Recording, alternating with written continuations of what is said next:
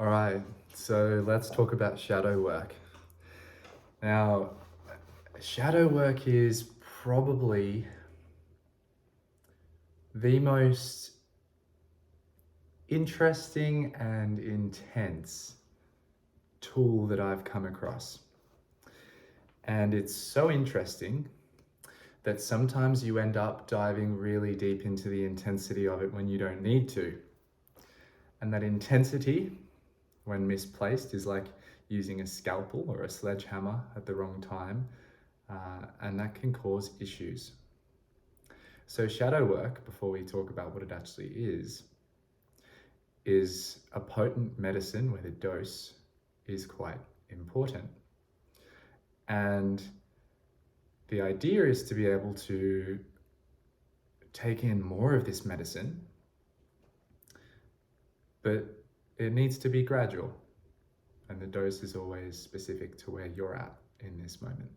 So, what is shadow work? Shadow work is essentially the process of unearthing and excavating the parts of ourselves that we're not aware of. So, the shadow is essentially the inverse to everything in the light. Everyone has a shadow, and our shadows change as we change. So everything that I say I am, let's say that I say I'm happy. The shadow is the absence of happiness. Let's say I'm a healer. The shadow is the absence of healing. Let's say in a relationship, I want joy and playfulness. The shadow is going to be misery and seriousness. So wherever there is a light side, there is a dark side. Now, this dark side isn't bad. There's nothing inherent about it. It's the inverse of the obvious thing. Let me explain how you might come across shadow work in your life. So, everything that you can perceive and everything that you can interact with is reflecting something about experience back to you. Let's say that I'm having a conversation with my girlfriend and she says something which makes me uncomfortable. That discomfort, that uncomfortability, or whatever the word is happening in me, and it was just reflected or activated or triggered by something that happened between us, by something she said that I received. So the trigger in me is happening at the same time as the thing she said. If I can recognize that that is happening within me, and if I can love and understand that response, it doesn't have to be a super intellectual understanding. That can help. But if I can love that uncomfortable response, like if I can soothe it in myself as it's coming up, then it collapses my need to then respond from my discomfort to get that out of me and back onto her. When something arises in me, which is like beyond what I can hold or what I think I can hold, let's say it's anger and there seems to be some external cause, something or someone, or there's been a trigger for the anger in me. When that comes up in me, if I can't sit with it, if I can't understand and love it just through presence with it, then I'm going to unconsciously try to externalize it and project it and get it out of me by putting it somewhere else in the world. So reactivity is when this happens. It's when you prod me, and instead of fully receiving the prod and responding in the most efficient way, I overreact to the prod, either by stepping backward to get away from that feeling of the prod, why am I using this example? Or I fight back to make you know that I'm feeling your prod so you feel smaller and you feel prodded. So there's this power play of sorts. What shadow work helps you to do is gradually dose your exposure to those challenging things which arise in you as a result of interactions with what is around you, with people, places, practices, with anything that you can perceive. It helps you to bring up and unearth and reveal those things which feel dark, unknown, challenging, sometimes interesting. It's all of these things. Remember, it's not just good or bad. Helps you to dose your exposure to those, sit with them, ask them what they need. They always need just to be witnessed, just to be sat with, to be experienced. It's never complex, but we can't skip that part. We really just have to practice getting better at sort of feeling into what it is to sit with things. When we give these challenging things that, when we cradle them, they dissolve, in the sense that they have no need to pull on you anymore internally. There's no need for that inner conflict, because you've seen the potential for it and you've felt why that might be.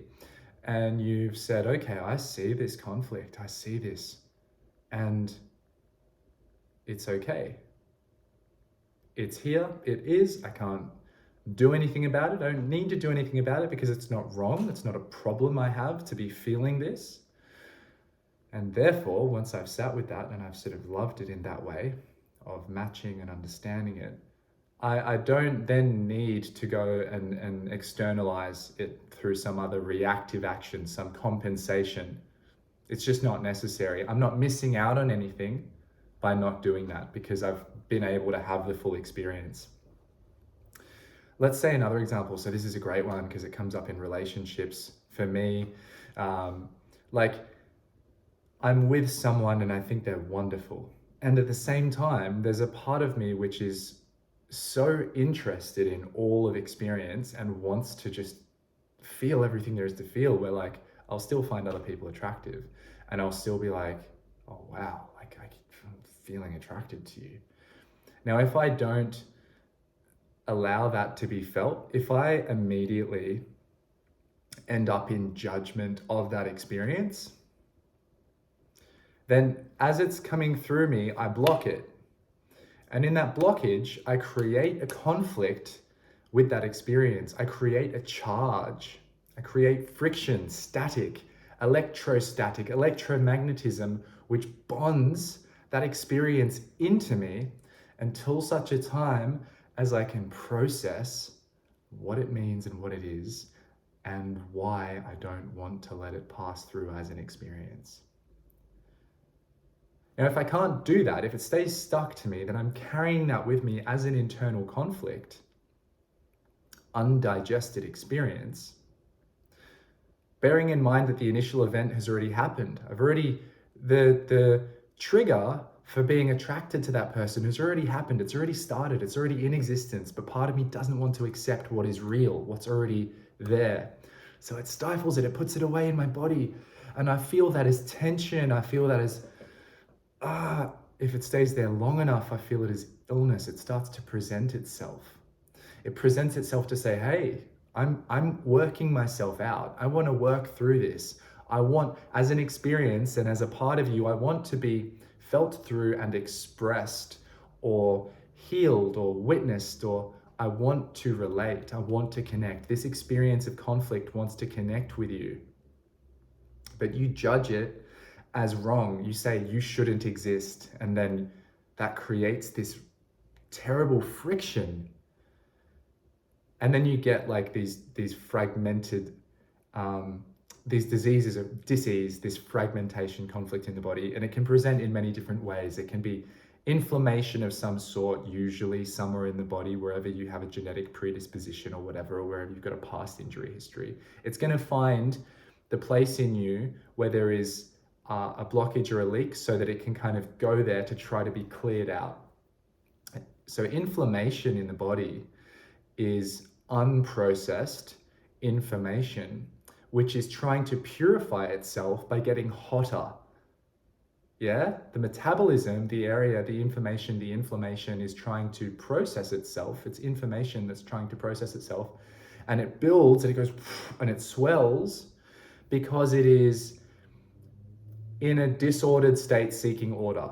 And it thinks that if it keeps expanding, it's going to attract enough awareness to be able to dissolve itself and to be understood. It requires a lot of awareness to understand and to love something that is deeply inflammatory, doesn't it? You have to match that visceral, hot denseness with awareness so that you can create this solution and dissolution. So as soon as I stop judging myself because I recognize why it is that I'm feeling attracted to that person, then I can allow that experience to pass through my body. I don't have to go and look for some outlet later. I don't have to like watch porn. I don't have to try and find them on Instagram and message them. I don't have to get angry with myself later and get sick, or say something subtly passive aggressive to someone else because I'm just still judging myself internally. It's not necessary because it's past, it's come through. And what's even better is I get to fully be present for my attraction to that person. Like I can be in a relationship, I can be with my partner, and I can feel so deeply in love with them and so close to them and right next to them, intimate. And I can keep all of that intimacy and more at the same time as feeling, oh my, how beautiful is this person? I can breathe it in, and it's almost like I've formed this intimate connection with the heart of who they are, because I'm not projecting ideas about them. I'm just actually open to the experience of that person. And we get to connect in a half second to the point where it's like, we felt each other. There's been this beautiful formation and deformation of experience. We've gone through a whole life and death cycle just in that moment. And then that passes and something else comes up, a conversation with my partner. There's no charge, there's no issue. It's all good. I don't need to do anything. I haven't done anything. It's the judgment of that which causes the issue. So judgment comes up when, usually as a response to a feeling of scarcity. Fear, judgment, a lot of these things, they are ways of their attempts to make the right decision in a situation where something must be sacrificed. And you can see why we would do that from a survival perspective. The limitations of biology that we're constantly facing and discovering. We constantly discover more and more limitations, and we constantly discover how human we are, how finite life is, how, painful it can be sometimes. We are limited. And so in that scarcity, we want to make the right decision. We know, or we feel on some level, maybe it's not our whole reality, but one part of our reality has evidence that energy is scarce. Life is scarce. You need money, you need friends, you need food, you need these things. And evidence in our lives at some point, or all through history perhaps, or recently, doesn't matter when, some evidence has shown us that there was scarcity. And so if we can make the right decision, we can avoid that scarcity. We can avoid the feelings that come with starving to death. The feelings that come with running out of money, being, without a place to live, or without friends, being alone, being in solitude, forced solitude. It's not these things that we're afraid of. It's the experience that they bring. It's the pain that they bring, and it's the self-judgment, and it's like the sense of failing. That's what we're afraid of. But you're going to have a unique flavor of fear or judgment based on your past, based on your experiences so far as a human being. And whatever that unique cocktail is, whether it's some kind of domestic abuse, whether it's some kind of substance addiction, whether it is, God, you name it, anything, that's uniquely yours. Because when you can love yourself, knowing that you've been through all of that, and knowing that you carry that imprint within you, when you can love that and not need that to change about yourself, the need to continue that cycle disappears. And your ability to share how to love difficult experiences increases. And you become someone whose very existence is proof that love is possible under any circumstances. Your circumstances are this section of the human pie. You don't have all the skills. You can't necessarily love yourself in any circumstances. For example, maybe you're terrified of ballet class, and in there it's just your head turns into a pit of self-judgment and you don't know how to love yourself yet. But you do know how to love yourself as someone who's been through abuse, let's say, or had a violent past, because you're still here, you exist, you know you're here, you're not blaming yourself for what happened to you. So you love yourself, you understand yourself. And these slots of pie around the entirety of the human condition gradually form a more encompassing, more deeply permeating love, which saturates everything in existence and which teaches the fabric of what is how to experience itself as love and as it is. So when we love something in the realm of shadow work, we're not loving it because it's going to change. I'm not going to love some dude shouting at me who's drunk because he's going to change if I love him. I'm loving him by understanding the experience he's having. And I can understand it because I'm having it too, because I'm the recipient of that shouting. So he's externalizing what I'm feeling when I'm on the receiving end. He's externalizing something that he doesn't know how to hold within himself. And he's shouting and yelling at me, and I'm the one internalizing it. But if I can feel that and be like, okay, to the extent that I can do that, he will stop with the same tirade. If I can't love if I can't receive it and love it and understand it in the moment, which is a skill, like we have to, it's like anything, you have to kind of gradually expose yourself until you get better. If I can't love it, he's going to keep going. So in a situation where we're out of our depth, where we're stretching ourselves too far emotionally, where we're overdosing the shadow work, expecting ourselves to be able to heal and change everything so that it will go away, that's not the same. That's not going to help. That's going to be very dangerous. Maybe that danger will lead to a bigger realization later, which will be beautiful, but it's, you might scar yourself. You might really go through it hard. I definitely have, to a degree. I've tried to fix myself through this stuff. I didn't realize I was doing it. I had this unconscious belief there was something wrong with me, and I thought I needed to apply this shadow work to solve that about myself. And so I was like an imperfect and damaged person to a degree, but I was treating myself like I was terrible.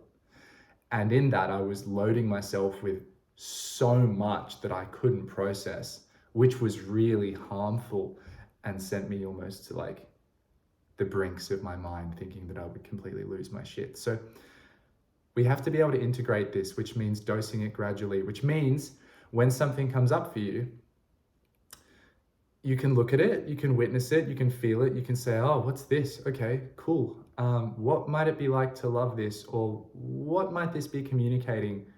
And can I be okay with that? And you do your best in the moment, and that's enough. And there's more for later. This human process is an unfolding thing. It's not about fixing everything at once and then you stop being human and you're enlightened.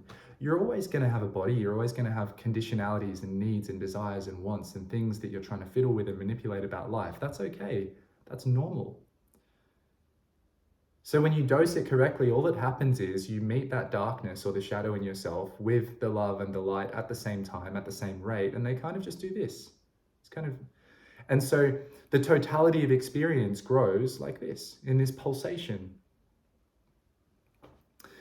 And if it's not doing this, then it's doing this. You're trying to be so light, you're trying to like really get away from your shadows, and they come back and then they make you think that you're fucking crazy. And you can play that really volatile game too. And that might be how it feels for you as you learn how not to sort of overcorrect too much, and you learn how not to react to your own reactions, just to let them kind of be there. But it's like a spiral. Imagine that you've got like this vertical pole, which is timeless, spacious, loving understanding, which goes infinitely up towards enlightenment, and it's a process. And then you have your unique human perspective, which is a ball on a string hanging from it's being drawn up the pole, but it's kind of from a string and it's swinging around. Now in the beginning, that swing might be like, whoa, fuck, oh, I feel great, oh, I feel kind of shit, oh, I feel terrible, oh, what the fuck? And you're eventually becoming aware, the bigger the loop, the harder. So like, it'll feel like your life is just on this huge journey and you don't know where it's going. And then you'll start to see, oh, hang on, I'm orbiting something. I'm back in that situation again. Why am I in the same situation that I was in 2 years ago? Why do I? And then it'll be like, fuck, why am I in the same situation I was in 3 months ago? Why am I looping like this? And then you keep living, you keep going, you keep identifying what is going on, and you're like, whoa, what the? I'm psychotic. I'm on a loop. Every time I get what I want, I sabotage it. As soon as I sabotage it and I lose it, I want it back again. And I'm in this cycle, like this, like this, like this. And it becomes so frenetic that eventually you're like, whoa, pop. Oh, that's what that was. Everyone's got a little crazy in them, I guess. Me too. And it was a loop, and I was able to see the loop, and I was able to kind of feel all the shit that came up with the loop, and then I was able to keep loving regardless of where I was in the cycle, whether I was on my high or on my low. Like, I'm still loving. And when I'm on my high, I know that there's a low. I know that there's a low, and that's okay. So I can be in the high. And when there's a low, this is a low. But I know that if I can see this low, then I know that I've come from a high. So there's going to be another high. It's okay. And then they just start to cancel each other out until the whole swing of the fucking craziness of life just collapses and goes, whoop. And in that moment, that particular pattern, that particular self-sabotaging loop, which was actually a self-fulfilling loop, which was presenting itself again and again so that it could dissolve into oneness and unity, it disappears. And it is oneness and unity. And once it's oneness and unity, it's gone. And yet it's everywhere as love. It's a constant reminder of what has been loved. And so there's just this new level of love. And maybe there'll be another pattern. Maybe that love state is temporary. Maybe it's the closest thing to unconditional love that you've ever felt. And it will continue to expand. And you'll continue to discover that you're still bound by conditions, and you'll gradually free yourself of those conditions through the process of noticing that you're bound. So this is the human condition. It doesn't end until we die. Pain is unavoidable. Happiness is unavoidable. Everything is unavoidable. And the human is the spirit enfleshed in the physical body. So why would you want to avoid anything? Why would you want to avoid the experience of being human? A lot of people want to transcend, and it's because there's a deep, deep judgment and a sense that being human is dirty and wrong, and a sense that this world of the material and all of the complexities it has and the long story that it seems to have, there's this sense that it's all wrong and it shouldn't be, and it's terrible and it's evil. Look at everything wrong with the world, they say. The world just is. It just is. Couldn't be any different because it isn't different. It must be as it is. You can question it till the cows come home. But when you keep digging in your questioning, under what conditions has this become possible? Under what conditions are we living in the conditions we're living in? Well, the conditions before that led to that. And it's an infinite regress which never actually ends until you just realize, fuck, it just is the way it is. And consciousness, the other aspect of me, which is consciousness, those levels of me can now also experience the human level of me. And if I have these layers of my psyche and of my body, from the dense and the material and the bodily and the visceral, to the emotional, to the astral, to the mental, to the ethereal, to the infinite space above, if I have all of these types of experience that I can have, thinking experiences, feeling experiences, touch experiences, if I have all these types, then shadow work is how we bring harmony to the different layers so that you can pass through them without resistance and so that they can move relative to each other without conflict. So whatever's happening on the physical layer is not conflicted on the emotional layer. It is expressed and harmonized on the emotional layer, and thereby also the thinking layer, and thereby also the layer beyond thought. And back the other way. What I'm thinking is harmonized with my emotions. My emotions or my desires are harmonized through my actions, and I experience this lack of friction and this beautiful melting and harmony between all of these sheaths of myself, all of these subtle and gross bodies, all of these elements, and eventually I can just pass through them, and I'm not any one of them. So I'm happy to visit wherever I am, and I know that if I'm there, I know that the other ones are also there, but just not in obvious view right now. And so I have this safety. I can be where I am, and I don't have to get away. So this is the collapse, the beautiful collapse. This is when there is a wholeness to experience. And there's always going to be little parts, like someone, like a potter. Let's imagine the potter's making a little Buddha, like a clay Buddha. There's always going to be a part of that Buddha that he can look at and go, oh, that bit's a bit rough. That is a bit rough. That bit's a bit imperfect. I'm going to try that again. I'm going to sand that. Oh, I fucked it up. Oh, I broke his ear off. There's always going to be something. And that's the human part. And it's never going to be enough. That's also the human part.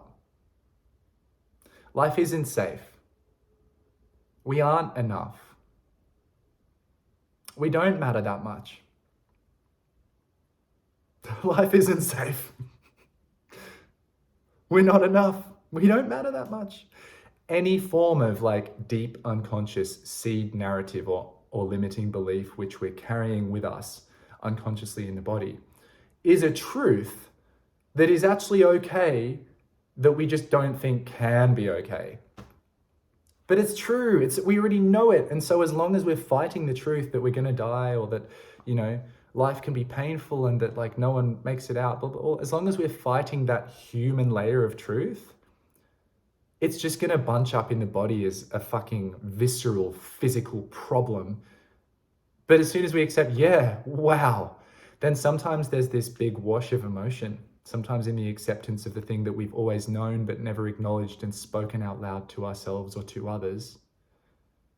and been loved for, there's this, as soon as we can do that, there's this clearing of the pipes from the divine to earth, and you become the conduit for the expression of consciousness and life, seeking ever more complex, ever more beautiful, ever more tricky expressions, and constantly integrating. You just become a machine of integrating and transmuting suffering into love, to the point where when you see suffering, you're like, oh, that's love.